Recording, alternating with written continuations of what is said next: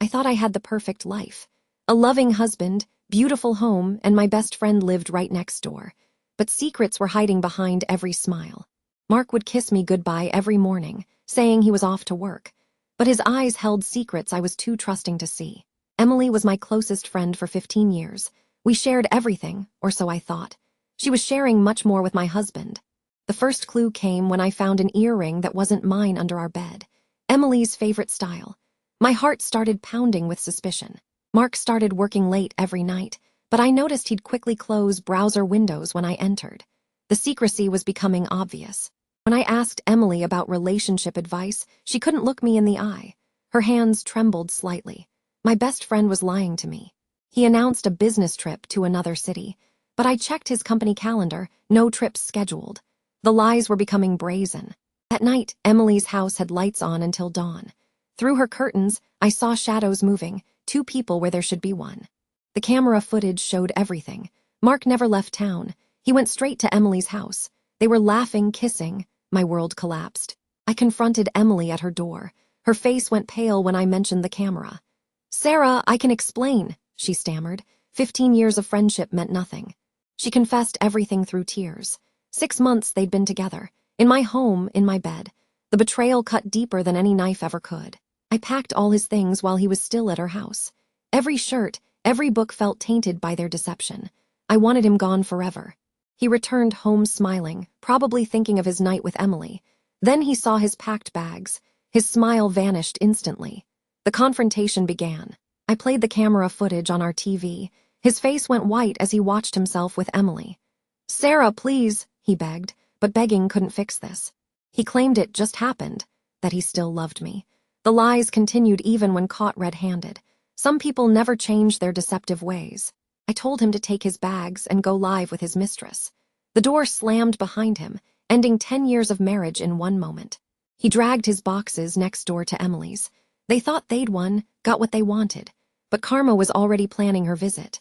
I met with the best divorce lawyer in town. With the video evidence, I got everything: the house, our savings, my freedom. Justice was beginning. Meanwhile, Mark and Emily were already fighting. The thrill of secrecy was gone, replaced by financial stress and guilt. Their paradise was cracking. I started my own business from home, something I'd always dreamed of. The pain fueled my success. I was rebuilding better than before. Mark lost his job when the affair became office gossip. His company didn't appreciate the scandal. Karma was stripping away his perfect life. Emily lost all her friends when the truth came out. Nobody trusts a woman who sleeps with her best friend's husband. She became the town pariah. My business took off beyond expectations. I was making more money than Mark ever did. The best revenge was living well, and I was living very well. Mark and Emily were selling their possessions at pawn shops. No jobs, mounting bills. The life they stole was crumbling around them. I bought myself the car I'd always wanted, paid in cash with my business earnings. Every drive felt like victory over their betrayal. An eviction notice appeared on Emily's door. They couldn't pay rent without jobs. The house they built their affair in was being taken away. I took a solo vacation to a tropical paradise.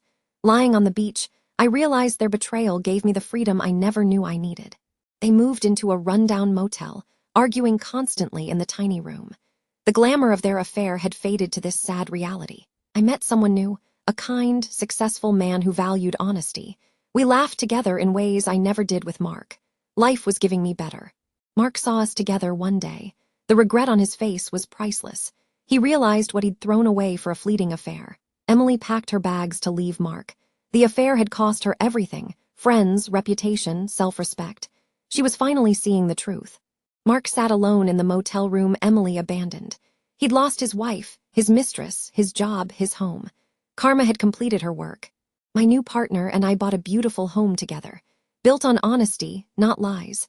Every room felt like a fresh start away from the past. Mark took a minimum wage job just to survive. The successful executive was gone, replaced by a man who'd thrown away everything for nothing. Emily worked a retail job, forcing smiles for customers. The fashionable socialite was now serving people she used to look down upon. Humility found her. We hosted dinner parties with real friends who valued loyalty. The laughter was genuine, the bonds were true. I'd found my real tribe. Mark ate alone in a cheap diner, staring at an old wedding photo on his phone. Every bite tasted like regret for what he destroyed. I received a business award for entrepreneurship. Standing on that stage, I realized the betrayal had fueled my greatest success. Thank you, Karma. Mark tried to apologize, begging for another chance. I looked at the man who'd broken me and simply said, "Some mistakes can't be undone," and walked away. Emily saw my success from afar, tears in her eyes. She realized she'd traded 15 years of friendship for 6 months of lies that ruined her life. My partner and I watched sunsets together, hand in hand. The love was deeper than anything I'd known with Mark. Truth really does set you free. Mark sat on a park bench, watching families play together. He saw what he could have had, what he threw away for a moment of weakness. I started donating to women's shelters, helping others who experienced betrayal. My pain had purpose now, helping women find their strength after heartbreak. Emily left town on a bus to start over somewhere new. She'd learned that betrayal leaves scars on both the betrayed and the betrayer. Mark finally sought counseling alone, talking about his regrets. Some lessons come too late, but at least he was finally learning them.